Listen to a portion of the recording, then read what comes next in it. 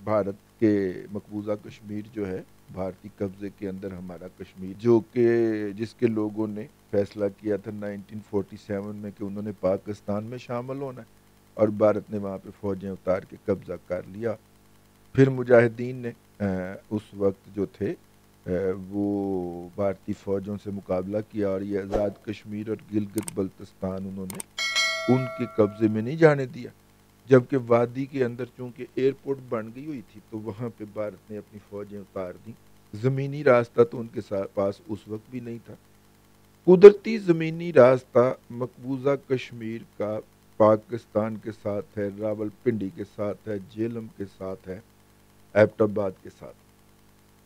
ठीक है, ये कुदरती रास्ता ज़ाहिर है नेचुरली जिससे आपका कनेक्टिविटी होगी तो उधर को ही आप कनेक्ट होंगे। अब ये बात भी जदीद रिसर्च के साथ पाया सबूत को पहुंच गई है कि महाराजा ने कोई भारत के अंदर शमूलियत का लेटर नहीं लिखा था भारतीय हुकूमत को। उन्होंने वैसी फ़ौजें उतार दी थी, और ये तहकीक पाकिस्तान में नहीं इंडिया में हुई।